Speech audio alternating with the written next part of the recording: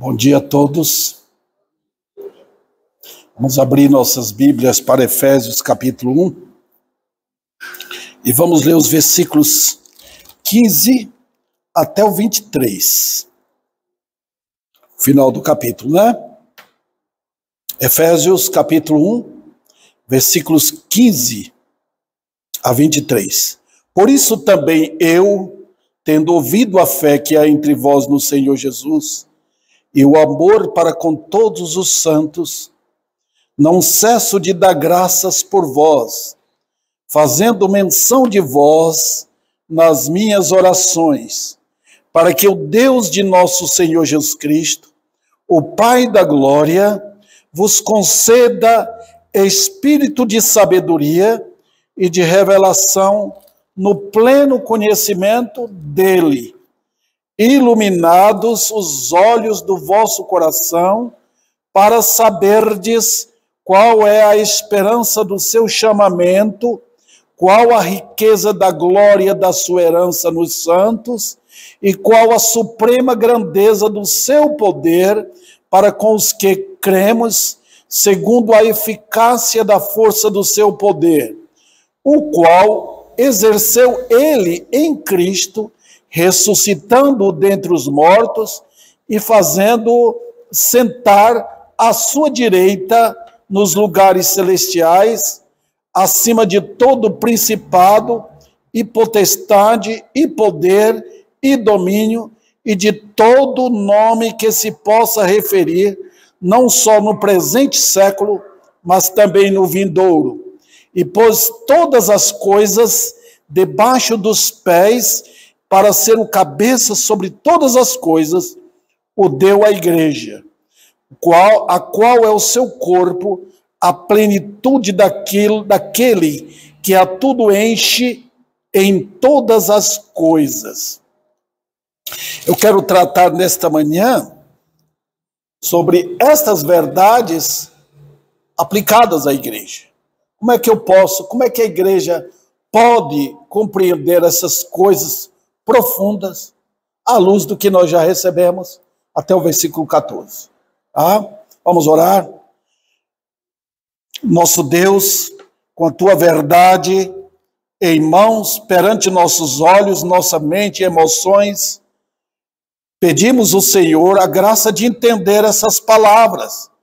Elas foram entregues a nós pelo Espírito Santo, não foram entregues ao mundo, foram entregues a nós, teus filhos, para que pudéssemos entendê-las. Então, que elas cheguem até o nosso coração, no interior mesmo, lá na alma, fazendo brilhar as verdades eternas perante nossos olhos. Em nome de Cristo, para o nosso bem, para o nosso ensejo, para a nossa felicidade eterna, que seja assim, que entendamos e que o Senhor aplique essas verdades a nossas vidas para amar Deus, e sua glória, e sua graça, sua misericórdia que chegaram até nós. Em nome de Cristo, amém. Nós estamos só repetindo o que falamos até agora acerca de Efésios, né?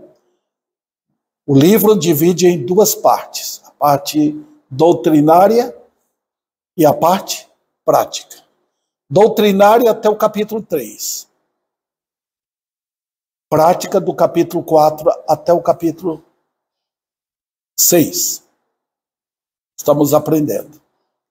Na parte doutrinária, que é a parte básica, eu chamo o fundamento da vida cristã. Paulo faz o quê? Ele lança o alicerce. Paulo foi um apóstolo que recebeu de Deus as revelações.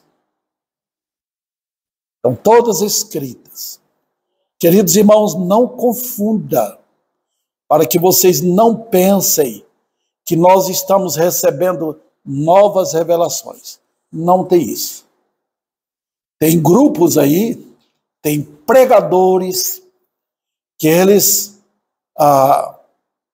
se acham capazes de dizer que Deus lhes deu revelação. Deus me revelou que.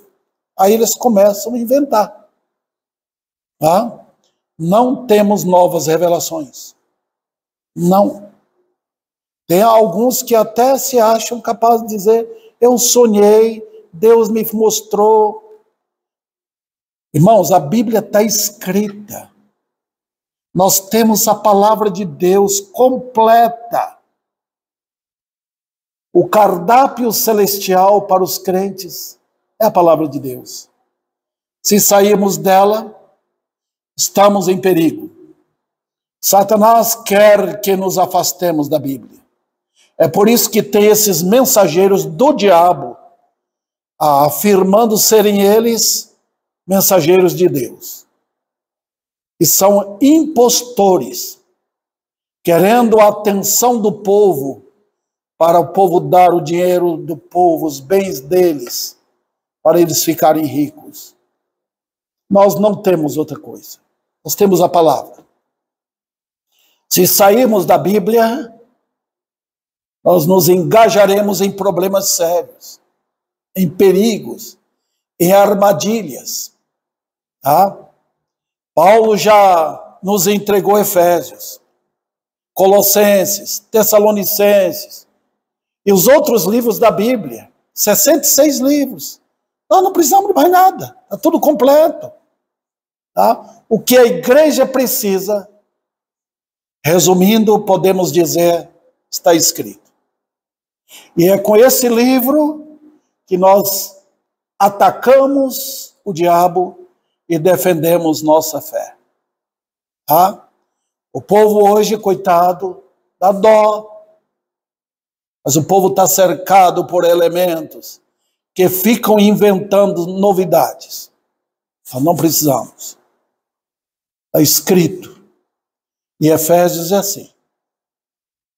Está escrito. Foi escrito para a igreja. Paulo aqui está apresentando quem é a igreja, de onde ela veio, em quem ela está ligada. Pronto. Então vocês individualmente, como eu, nós nos, vamos dizer assim, regozijamos nessas coisas.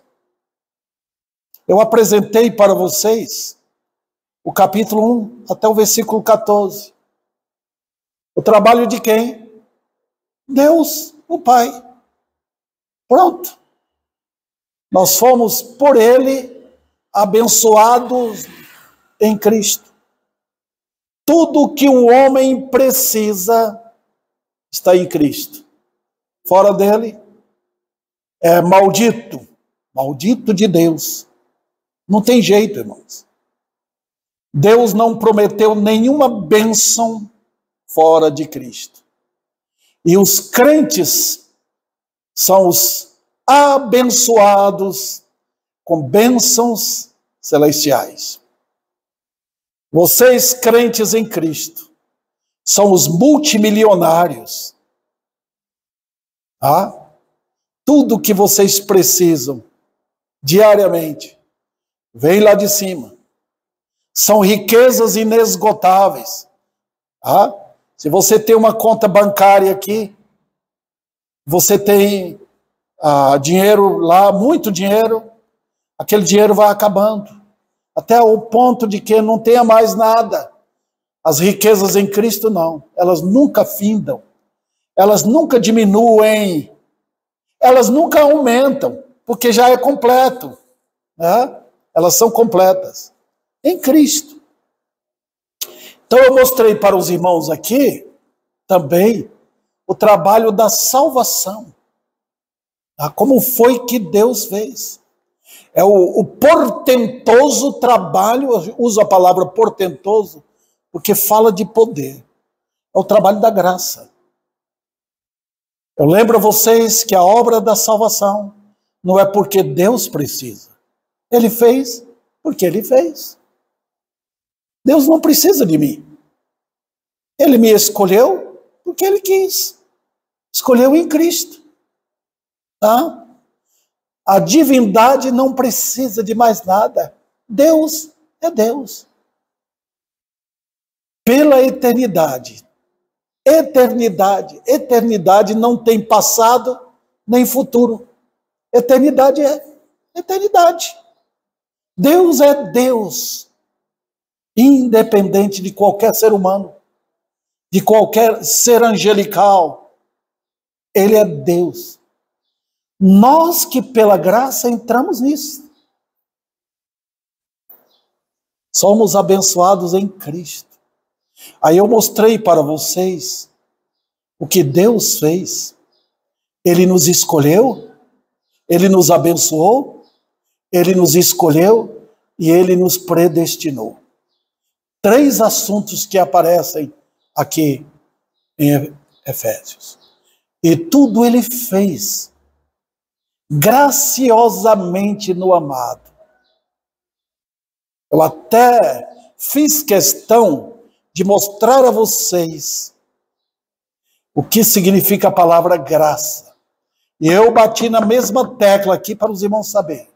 Graça não é grátis. Graça não é licença para pecar. É o que está acontecendo hoje nas igrejas. Graça, graça, tudo é graça.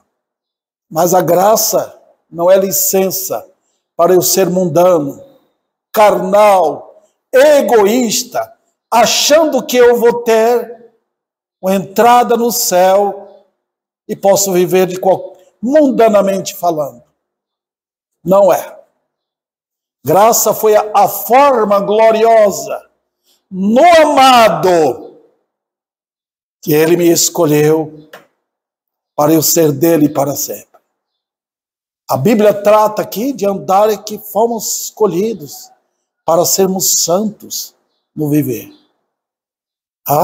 Então é trabalho ardiloso do diabo pegar o termo graça para jogar. Agora vocês foram salvos pela graça, vivem. Qualquer jeito é graça, é graça. Graça não é isso. Também tratei aqui do trabalho glorioso que Deus, o Pai, fez no Filho, através do Filho. Redenção pelo sangue. Ninguém, irmãos, entrará no céu. Por quê? Ele está estribando na eleição. Não. Você vai entrar no céu porque o preço foi pago na cruz. Se não entendermos isto, nós mergulharemos em confusão. Nós não podemos tomar o termo eleição para estribar a vida em cima disto. Não. É a cruz. A mensagem a ser pregada pelos pastores que Deus entregou é a mensagem da cruz. Ninguém entrará no céu pela igreja, pelo batismo, porque é bonzinho, porque é religioso, tá? Ninguém. Você não pode tomar um caminho, um atalho para o céu. O caminho é pela cruz. É ali que a vida começa. Então, quando eu entendo a salvação, que Cristo veio, tomou meu fardo e me purificou com o meu arrependimento e fé nele, eu entendo a eleição. Aí eu compreendo a minha história. Ninguém entenderá porque pertence à família, se não nascer na família. Tá? Eu entendo que eu sou da família Sena porque eu nasci lá. Enquanto eu não existo, eu não existia, não entenderia nada. É assim que acontece. Se o pecador não nascer de novo, como é que ele vai entender a ligação dele com Cristo? Entendemos isso, irmãos. Outro detalhe que vimos aqui, falando rapidamente, foi o trabalho do Espírito Santo. É quando o pecador crê no Evangelho, é salvo, ele é selado pelo Espírito. Não é uma experiência que vem depois. Nós temos vários grupos hoje que acreditam em experiência posterior. Ah, eu fui batizado com o Espírito. Não, no dia que você foi salvo, você foi selado. Pertence a Deus. Tá? Ninguém precisa de uma experiência a mais. Você foi salvo, você é dele. Tá? Selado para o dia da redenção. É neste gozo e alegria que o crente vive. Pronto. Tá? Ninguém mais tira o salvo da portentosa mão do Filho e do Pai. Esse é o ensino bíblico. Agora, nós vamos passar para outra parte do capítulo 1, a partir do versículo 15. Tá bom? Vou entrar agora nisto. O que é que Paulo fala? Eu quero aqui expor para os irmãos o seguinte. Ninguém entende essas coisas de qualquer forma. O que é que a igreja deve ter nela? Quais sinais que a igreja deve ter para entender o que Paulo falou até o versículo 14? Você pode aprender. Eu conheço pessoas que entendem da eleição. Sabem tudo isso. Mas não é aplicado na vida. Tá? A vida não é vivida à luz daquilo que ele entendera pelo Espírito Santo. Só tem um professor para os crentes. Não é o pastor Davi Sena, nem qualquer outro pastor. É o Espírito da glória. Quando Jesus prometeu o Consolador, ele prometeu o Consolador e colocou o nome dele, o Consolador. Por quê? Porque os ensinos do Espírito Santo nos consolam. É algo particular. A palavra consolador é um termo de advocacia. É alguém que está ao lado, consolando, confortando e dizendo, prossiga firme. Você está amparado. E Jesus diz o que ali?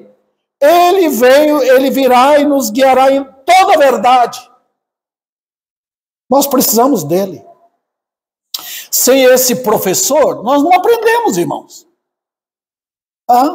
Você pode ser um doutor em teologia. Se ele não nos guiar na verdade, nós seremos mendigos deste mundo. Ignorantes, analfabetos, as coisas de Deus. Então, o que Paulo faz? Ele faz o quê? Olha o versículo 15. Como é que ele começa? Ele diz, por isso o quê? Aquilo que ele falou anteriormente. Ele está dizendo aqui, ó, o que vocês aprenderam até aqui são coisas gloriosas. Não são coisas para deixar de lado. Não são coisas para o pregador colocar na geladeira e dizer, não posso falar sobre isso, não. São coisas para serem ensinadas. Elas vieram por causa da igreja. A igreja é a noiva de Cristo. A noiva precisa saber disso. Que ela é amada, ela é querida, ela é riquíssima. Ela vai morar no céu. Então, a igreja vai enfrentar muitos problemas na jornada. E vocês sabem disso, irmãos. O que enfrentamos aqui contra o diabo, contra um mundo perigoso, contra a carne, nós enfrentamos. Então, queridos irmãos, o que devemos fazer? O que a igreja deve fazer? A igreja aparece aqui. Ó. Paulo diz, por isso, também eu, tendo ouvido a fé que há entre vós, no Senhor Jesus, e o amor para com todos os santos. Agora, as características aparecem. Como a igreja deve estar? Paulo não daria essas coisas para uma igreja imatura. Está vendo? Você não dá determinadas coisas para uma criança. Tá? Para alguém que está com leite ainda. Não tem nem dente ainda. Não pode comer carne. Não tem maturidade. Quais são os sinais de maturidade de uma igreja para saber essas coisas? Eu sei, irmãos, que uma igreja carnal, uma igreja dividida, não recebe isto. Tá? Uma igreja onde os crentes estão brincando de mundanos. A igreja de Corinto, Paulo nem entrou com doutrina, porque o problema dentro da igreja estava causando aberrações lá dentro, imoralidades dentro da igreja, divisão doutrinária, coisas importantíssimas como a doutrina da ressurreição, estavam eles duvidando. Tá? A igreja estava com problemas. Paulo não deu as coisas básicas, coisas poderosas que a igreja precisava, né? Então aqui ele diz: por isso também eu, tendo ouvido. Paulo nunca estava presente, ele era apóstolo, irmãos. Tá? O pastor, eu sou aqui o pastor desta igreja. Eu estou vendo o que está acontecendo. O pastor é para estar perto, para ter a noção do que está acontecendo. Ele está vendo. Paulo não, ele era apóstolo, ele estava sempre viajando, pregando em outros lugares. Ou aqui poderia estar preso. Né? Ele ouviu, ele queria notícias. Eu ouvi. Assim como ele ouviu da igreja de Corinto. Ele estava ouvindo. Ele ouviu o quê? Duas coisas. Normalmente, os sinais de maturidade de uma igreja, esses sinais manifestam em fé, esperança e amor. Essas três coisas, elas são pilares da vida de um crente e da vida de uma igreja. Que a igreja é cheia de fé, a igreja é cheia de esperança, porque olha para o céu.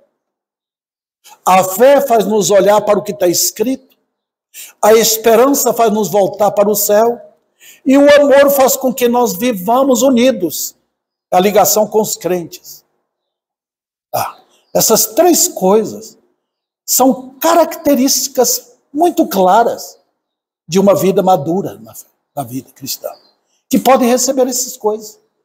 Em outras palavras, eu diria para os irmãos que a fé, a esperança e o amor são sinais de que você fez o alfabeto, que você fez o primeiro grau, o segundo grau, e que está pronto a entrar na faculdade. Tá? Você passou. A igreja de Éfeso estava pronta para isso? A nossa igreja está pronta para isso? É uma igreja constituída de crentes que creem, que tem esperança e que é amorosa. Paulo não cita esperança aqui. Ele cita só duas coisas. Está vendo aí? Olha, por isso também eu, tendo ouvido a fé que há entre vós no Senhor Jesus e o amor para com todos os santos. Por que ele não fala de esperança aqui? Eu não sei, irmãos. Porque talvez eu possa dar uma opinião particularmente minha. Não era o momento para isso. Aliás, ele nem toca nesse assunto de a esperança da glória e tal. Por quê? Porque no começo aí, no versículo 3, ele já diz tudo. Bendito Deus e Pai de nosso Senhor Jesus Cristo, que nos tem abençoado com toda sorte de bênção nos lugares celestiais. A igreja já sabe disso. A igreja, ela está aqui, ela é um exército celestial. É uma igreja que vai morar nos céus. A Nova Jerusalém, a cidade santa, está localizada nos céus. E ele fala desse lugar 3 vezes em Efésios. Então ele não falou da esperança da glória, porque já está embutido aqui. Mas ele fala de fé e de amor. Fé em quem? No Senhor Jesus Cristo. Queridos irmãos, tem uma fé definida uma fé fixa, é chamada a nossa fé. Tá? Se os crentes não tiverem essa fé definida, eles não têm condições de dizerem que são crentes. Todo o nosso problema hoje é que a fé está turbulenta. Satanás misturou a fé do mundo com a fé bíblica. É a mesma coisa que você pegar o sal como tempero, colocar na comida e colocar açúcar. Vira uma coisa horrível. Você não mistura açúcar no tempero. Porque não dá certo. Se você pegar a fé do homem natural e misturar com a fé bíblica, dá confusão. E nós estamos vendo isso hoje.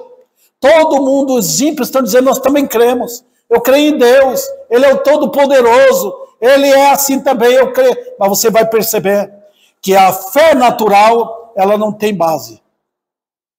É a mesma coisa que pegar cal e cimento para fazer uma ponte, para fazer uma armação de concreto. Não tem jeito, o cal estraga. Tem que ser o cimento com a areia e a pedra junto ali para dar a consistência àquele prédio, o pilar que ele está fazendo. Não se põe cal.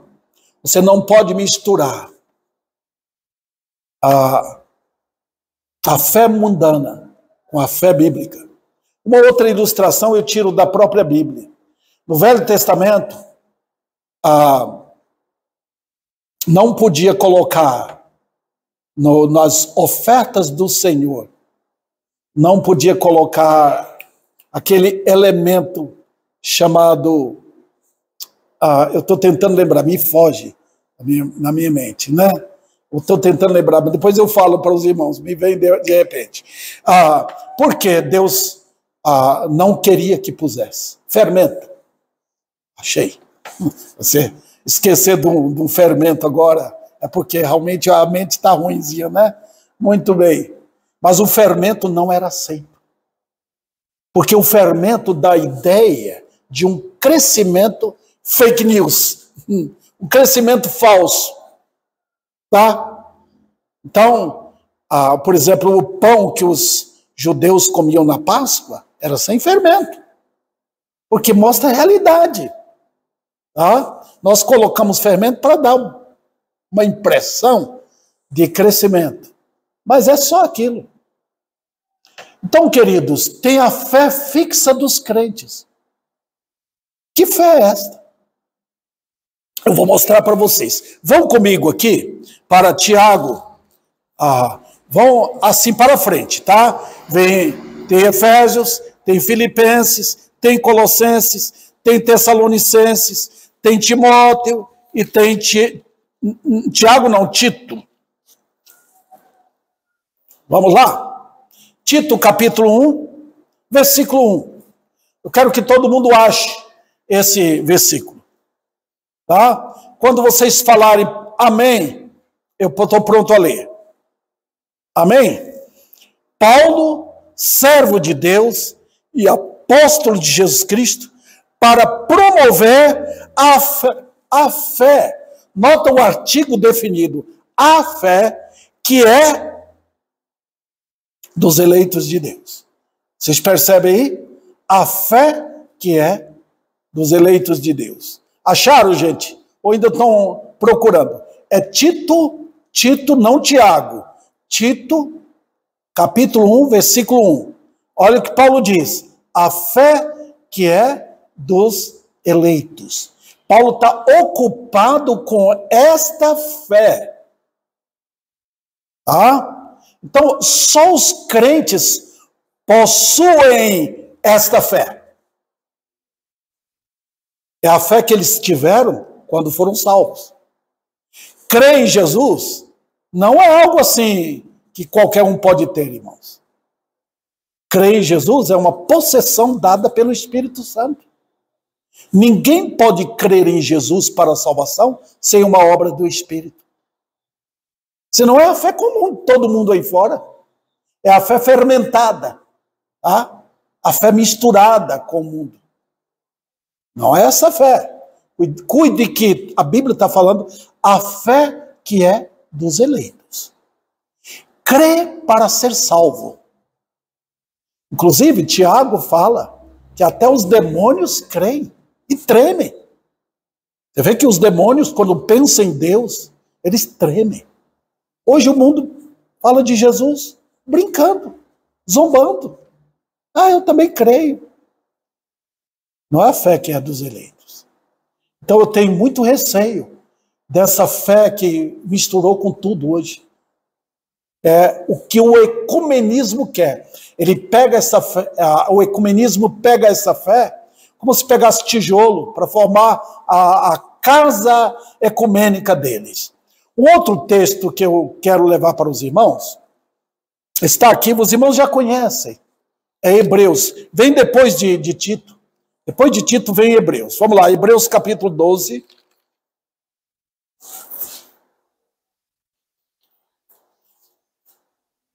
Veja o versículo 2. Aqui é uma palavra de exortação do autor da carta, do escritor. Ele diz, olhando firmemente para o autor e consumador de fé, não, da fé. Tá? Quando eu coloco da fé, eu estou colocando um artigo definido. Se eu falasse de fé, seria qualquer fé. Mas ele está falando do autor da. Que fé é essa? A fé que é dos eleitos. Então Paulo, o apóstolo, está falando sobre isso. É essa fé que nos une. Por exemplo, se você for mudar para o Japão, lá você corre e procura uma igreja boa, onde os verdadeiros crentes estão ali. Você encontra pessoas que têm a mesma fé. Como é que está, irmão? Tá? Tem algumas coisas que eles não sabem, que nós sabemos. Tá? Mas a fé nos une. A fé nos une. Então, cuidado com a falsa fé. E por último, mostrando aqui, quer dizer, tem mais textos. Mas eu vou para o penúltimo livro da Bíblia, penúltimo. O último, os irmãos sabem, é Apocalipse. E antes de Apocalipse, tem esse livrinho pequeno aqui, de um homem chamado Judas. Não é Judas Iscariotes, não, por favor. Era Judas, irmão de Cristo, por parte de mãe. Tá? Maria teve vários filhos, e Judas foi um desses. Tá? A palavra Judas é a mesma palavra que vem do termo Judá, significa louvor. Tá? Veja o versículo 3, não tem capítulo, tá, irmãos? Amados, quando empregava toda a diligência em escrever-vos acerca da nossa comum salvação, foi que me senti obrigado a corresponder-me convosco, exortando-vos a batalhardes diligentemente pela fé que uma vez por todas foi entregue aos santos. Os irmãos percebem o que Judas estava falando? A fé comum a todos os crentes. Nós estamos hoje vivendo, irmãos, uma época que ninguém crê, não. Cada um faz o que quer. Cada um segue o que quer. Cada um vive sua própria vida. Eu penso assim, eu creio assim, vou viver assim. A Bíblia não fala mais. Não há um ortodoxismo hoje. Uma fé definida. Está faltando homens e mulheres que creem. Toda a minha luta aqui na igreja é para ter homens e mulheres definidos. Eu sei o que creio. Eu não abro mão. Hoje, homens que dizem que são crentes são levados. Não conduz a família na igreja. O pastor não conta com ele para defender a fé. Tá? Enquanto isso, os malignos deste mundo estão tomando conta. Tá? Conseguiram pintar tudo de uma mesma cor. Nós não podemos ter isso. A igreja é constituída de homens e mulheres com uma fé bem definida. Bem. Então eu falei da fé fixa, que todos os salvos têm. Mas tem aquela fé que digo aqui, Judas trata. É a fé que nós usamos como espada para batalhar pela causa. Batalhar. E é essa fé que a igreja deve ter. É essa fé que faz a igreja madura. Eu creio nele. Eu não estou aqui por causa de pastor. Eu não estou aqui por causa disso e daquilo. Eu estou porque eu creio nele. Ele é meu Senhor. Foi isso que Paulo, voltando aqui para Efésios, capítulo 1, versículo 15, Paulo fala, a fé em nosso Senhor Jesus Cristo. Os irmãos percebem que hoje a fé é alguém que eu procuro para me ajudar. Eu tenho fé naquele pregador. E você mostra isso porque você constitui aquela pessoa como um ídolo na sua vida. Você só pensa nele. Você não pensa na cruz. Você não pensa no Salvador. Fé bíblica mira o Salvador. Crer em Jesus é como um casamento, irmãos. É Cristo tomando a pessoa para si. Então você olha para ele. Venha o que vier. E poderá ser que agora, com esse governo atual, nós poderemos ser provados até o sangue para ver o que é que nós cremos. Você crê em Jesus? De todo o coração? Essa é a sua fé? Paulo está tratando disso aqui. E a oração dele era essa. Ele queria dar graças a Deus. Então, quando ele ouviu da igreja de Éfeso, ele disse, estou dando graças. Porque vocês são crentes mesmo. Quando ele pregou em Tessalônica, volte um pouquinho, irmão, volta não, vai mais adiante, Efésios, Filipenses, Colossenses e Tessalonicenses.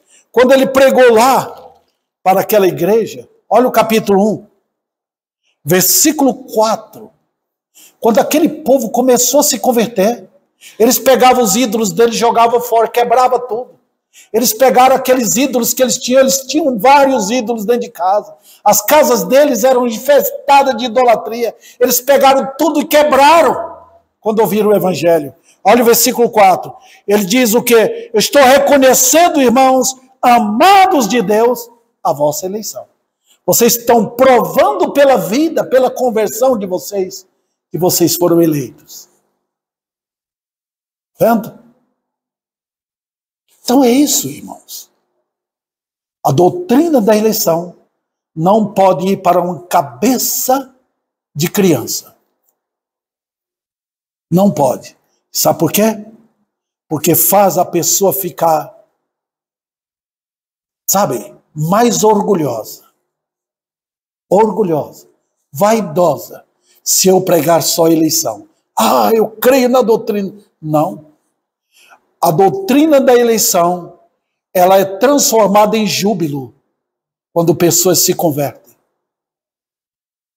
Quando Paulo pregou na cidade, se não me engano, de Antioquia, o Senhor falou para ele, eu tenho muita gente nessa cidade. E quando os eleitos ouviram, eles pularam de alegria. Eles creram no Senhor. Agora vamos para a segunda parte. Voltando ao capítulo 1, versículo 15. E o amor para com todos os santos. Essas duas coisas que Paulo trata aqui. Primeiro ele trata da fé no Senhor. Hoje, as igrejas modernas estão embasando os cultos deles em amor. Mas se não tiver a fé verdadeira, o amor não é esse. A palavra amor é a palavra agape, do verbo agapao, do grego. trata de um amor sacrificial, daquele amor que se dá. Se não tiver um cristianismo baseado na cruz, não terá esse amor. Que amor é esse? É o mesmo amor que a Bíblia trata lá no capítulo 5 deste livro. O amor que o marido deve ter pela esposa. O amor sacrificial, que ele se dá por ela. Não é egoísmo, é altruísmo. E que ele se sacrifica pela esposa. Foi esse o amor de Cristo pela igreja, conforme Paulo fala. Ele se deu por ela. Cristo não se entregou para salvar os que não são dele. Ele se entregou para salvar a igreja. Cristo não tem duas esposas ou duas noivas. Só uma. Ele se entregou pela igreja. E não por duas igrejas. Tá? Ele, Jesus, é o modelo de amor para os maridos. Por isso que o Velho Testamento, Deus não toca em determinados pecados de homens, até crentes, que tinham 2 ou 3 mulheres. Cristo não tinha vindo ainda. Cristo é o modelo de um marido que ousa amar a esposa. Só ela. Tá?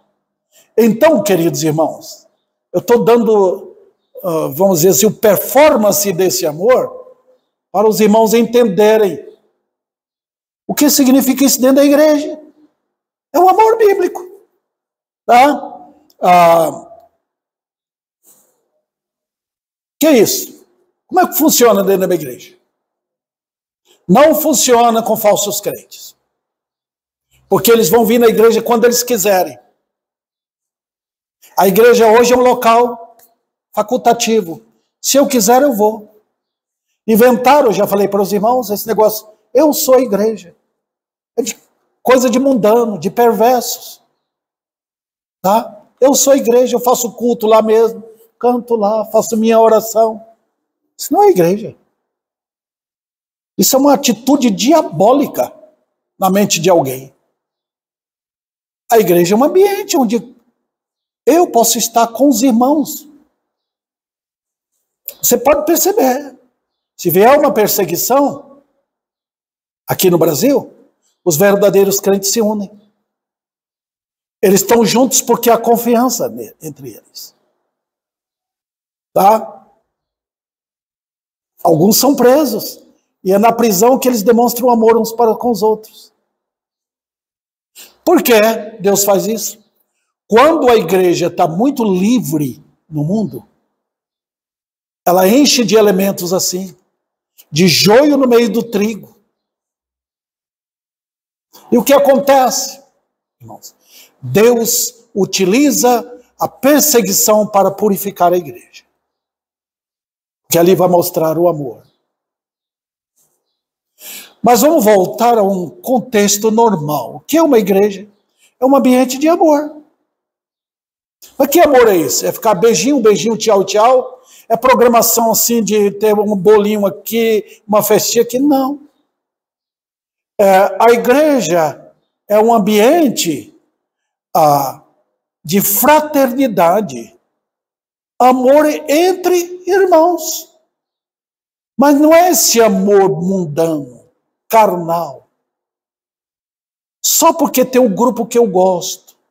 Não é um clube, a igreja. Porque o clubismo faz você procurar o grupo que é seu. Você vai para um clube, tem o tipo de pessoa que você gostaria de ter. Igreja não é isso. A igreja é uma família de sangue vindo de Deus. O sangue de Cristo nos purificou. É mais do que isso. É um lugar de alegria, claro. Mas é um lugar onde um ajuda o outro. Onde um socorre o outro. Nós vemos isso na Bíblia, irmãos. Está cheio de mandamentos chamados na Bíblia mandamentos recíprocos. Uns aos outros, uns aos outros, uns aos outros. Amai-vos uns aos outros, exortai-os uns aos outros, orai uns pelos outros, edificai uns aos outros. Nós queremos isso? Não, nós queremos uma igreja onde eu sinta bem, onde ali o pastor vai pregar o que eu gosto, onde eu cumpro o meu dever, limpo a minha consciência, já fiz meu trabalho, vou para casa porque eu estou ocupado lá. A igreja hoje não é o tesouro do crente, então o coração dele não está ali. Lembra que a Bíblia fala, onde estiver o vosso tesouro, aí estará também o vosso coração. Não é o tesouro do crente. Eu estou onde o meu tesouro está. Se a igreja não é o meu tesouro, eu não vou estar lá. Eu não amo aqueles irmãos. Eu devo vir na igreja por quê? Tem duas razões. Uma, eu creio nele. Ele me deu a fé. Segundo, eu amo meus irmãos em Cristo. Eu quero o bem deles. Muitos estão passando dificuldades. Eu vou compartilhar com eles. Muitos são pobres. Eu quero compartilhar alguma coisa que eu tenho a mais. Muitos estão passando, caindo em perigo. E eu tenho que ajudar. Olha, queridos irmãos, a igreja não está funcionando como deve hoje. O que está acontecendo com o irmão fulano de tal? Porque parou de vir na igreja. Isso é trabalho do pastor? O pastor faz isso, vê tudo. Mas é trabalho uns dos outros. Os jovens hoje estão precisando dos adultos como crentes mais maduros. Mulheres casadas exortando os adolescentes, as jovens que querem casar, exortando. Homens maduros exortando os mais jovens. Alguns estão enfrentando perigos sérios de adultérios e fornicações.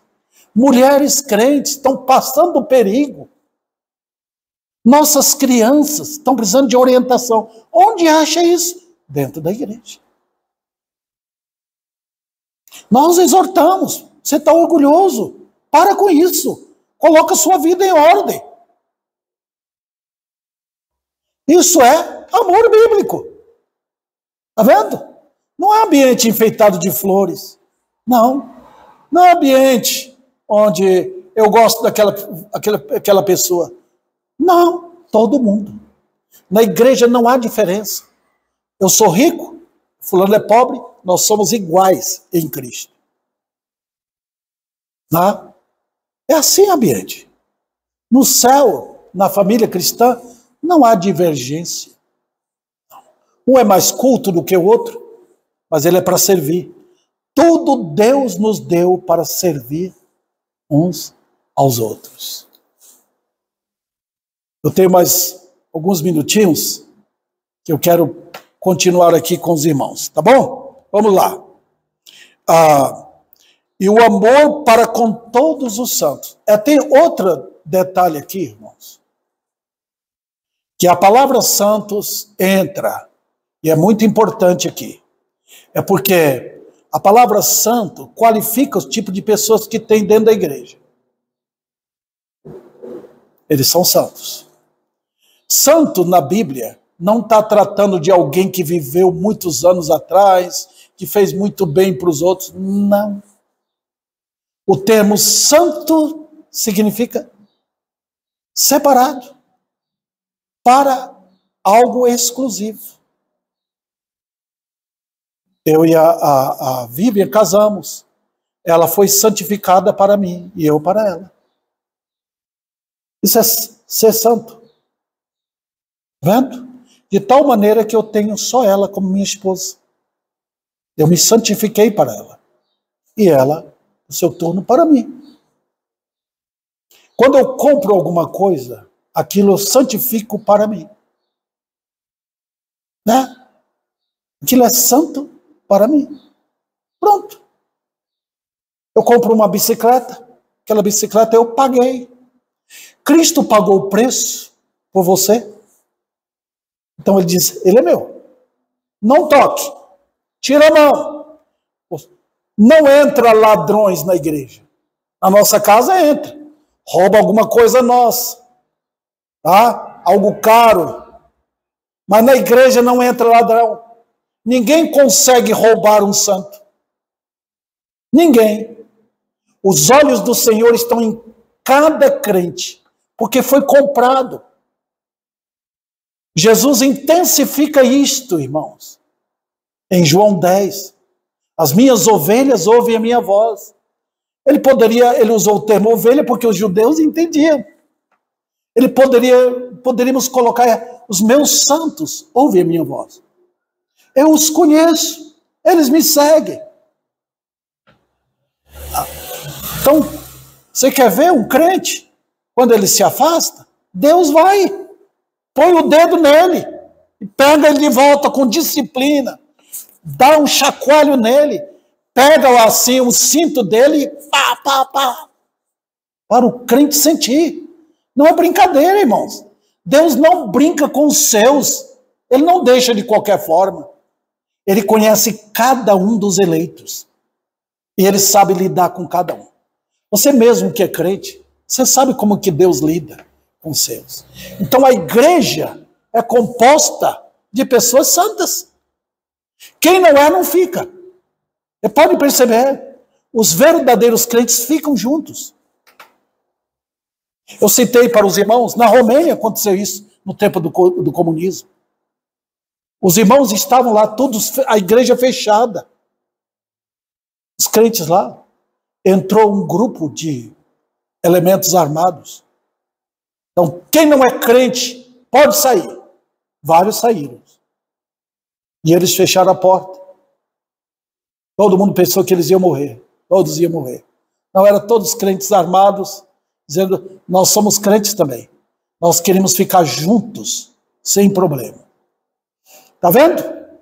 Na outra igreja, entraram comunistas mesmo.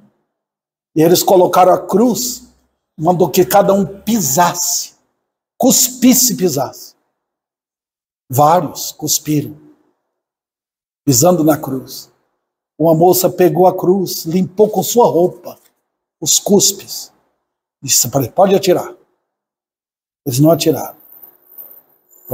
Nós confiamos em vocês. Não confiamos naqueles que cuspiram. Foi lá e matou todos. Mataram todos. Queridos irmãos, a igreja é constituída de santos. Que amor nós devemos ter por eles? Por cada um. Tratá-los com muito amor. Alguns crentes são mais fortes. Né? Mas aí nós estamos numa batalha. O Gessé está fraquejando, segure ele. Vamos lá, meu irmão, o que está acontecendo? Você está fraco. Os que não são crentes começam a sair. Não adianta correr atrás, que ele não ouve a palavra. São os verdadeiros crentes. É por isso que Paulo está tratando aqui, irmãos, para terminar, dessas duas qualificações. Amor genuíno e fé genuína. Colocando em ordem. Primeiro fé, depois o amor. Essas duas coisas são básicas para entender os mistérios de Deus. E tem coisas mais profundas. Tá? Nós estamos terminando aqui.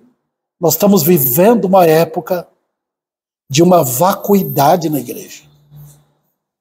Ninguém gosta de coisa profunda. Gosta de oba-oba. Eles dizem amém para tudo hoje. Basta falar de Jesus. Deus te abençoe. Vá com Deus. E está tudo bem. Eles não querem profundidade. Eles não querem penetrar no fundo para ver as maravilhas de Deus. Então, eles gostam disso. E Satanás aproveita disso, irmãos. Aproveita da ingenuidade da igreja moderna. Queridos irmãos, nós não podemos viver assim. Nós precisamos avançar.